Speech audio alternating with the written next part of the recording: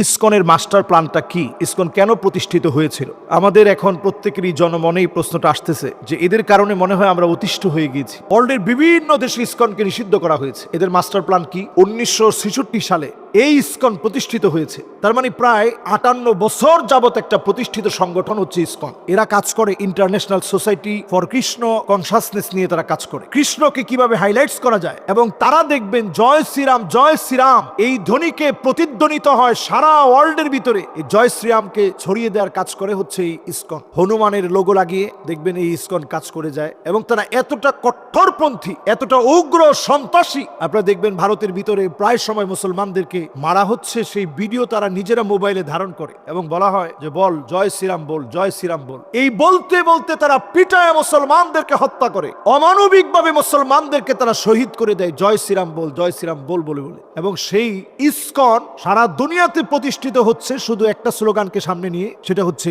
International society for Krishna consciousness. Yajurveda, Rigveda, Samaveda, Atharvaveda, স্মৃতি, শ্রুতি, উপনিষদ, যত রকমের হিন্দুদের ধর্মগ্রন্থগুলো আছে তাদের মধ্যে যত বিভক্তি আছে সব বিভক্তিকে বাদ দিয়ে মুসলমানদের অগ্রযাত্রাকে কিভাবে থামায় দেওয়া যায়, মুসলিম অগ্রযাত্রাকে থামায় দেওয়ার জন্য সবচেয়ে বড় ভূমিকা রেখে কাজ করে যাচ্ছে ইসকন। বাংলাদেশের জন্য ইসকন 10 কারণে হুমকির কারণ। 1 নাম্বার কারণ, তারা মুসলমানদেরকে নিধন করতে চায়। 2 নাম্বার কারণ, মুসলমানদের যে পার্সেন্টেজ আমরা জন্মের পরে শুনেছি, বাংলাদেশে 95% মুসলমানের দেশ বাংলাদেশ। আজকে আপনি একটু হিসাব করে দেখেন, সেই 95% মাঝখানে শুনতাম 91, 90, এখন শুনি 92। তো মুসলমান এত কমতেছে কেমনে? এই কাজটা ইসকনের মাস্টার প্ল্যান। 3 নম্বর, ইসকন বাংলাদেশের জন্য হুমকি এই জন্যে রয়ের সদস্যরা ইসকনের হয়ে বাংলাদেশের মধ্যে আমার দেশের প্রশাসনে ঢুকে দেশকে তারা ধ্বংস করতে চায়। 4 নম্বর, চট্টগ্রামকে তারা ভাগ করে নিয়ে যেতে চায়। 5 নম্বরে, হিন্দু মুসলিম দাঙ্গার নাম করে নিজেরা নিজেদের মধ্যে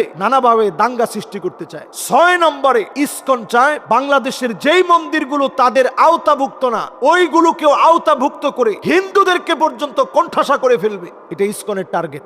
7 নম্বরে, ইসকনের মাস্টার প্ল্যান হচ্ছে ভারতের সাথে আমার বাংলাদেশকে নানাভাবে শত্রু বানিয়ে বাংলাদেশের এই বদ্বীপের মতো দেশটা শান্তি নষ্ট করা। 8 নম্বরে, ইসকনের মাস্টার প্ল্যান হচ্ছে বাংলাদেশের ভিতরে ব্যবসায়িক যে পরিমণ্ডল আছে এই পরিমণ্ডলকে ধ্বংস করে দেওয়া। 9 নম্বরে, বাংলাদেশকে স্বঘোষিত জঙ্গি রাষ্ট্রে পরিণত করার জন্য যত রকমের ব্যবস্থাপনা সব তারা সাজাবে। অলরেডি তারা কিন্তু এখন সফল হয়ে যাচ্ছে। তারা আমাদের সাইফুলকে হত্যা করে আমাদের উপরেই তারা দোষ চাপিয়ে দিতে চাচ্ছে। 9 নম্বরে, আপনারা দেখবেন ইসকনের মাস্টার প্ল্যান হচ্ছে বাংলাদেশের বিভিন্ন মসজিদে পর্যন্ত হামলা করা। আমরা নিজেরা দেখেছি যে মসজিদের মধ্যে পর্যন্ত হামলা হয়েছে। 10 নম্বরে, তারা জোরপূর্বক বাংলাদেশের এলিট শ্রেণীর বিভিন্ন মানুষকে প্রেমের ফাঁদে ফেলে মুসলিম থেকে হিন্দু বানাবে। এটা ইসকনের টার্গেট।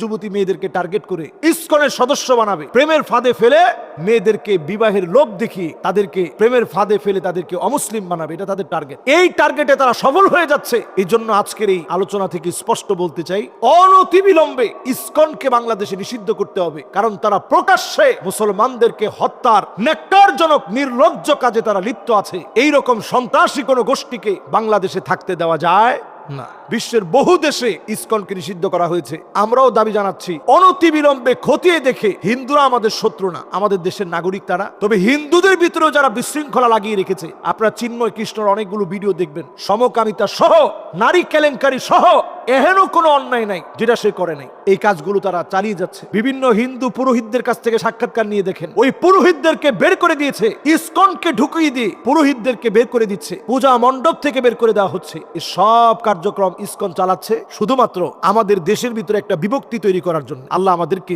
এই সমস্ত কুচক্রী মহলের চক্রান্ত থেকে আল্লাহ আমাদেরকে হেফাজত করুক। আসসালামু আলাইকুম ওয়া রাহমাতুল্লাহি ওয়া বারাকাতুহু।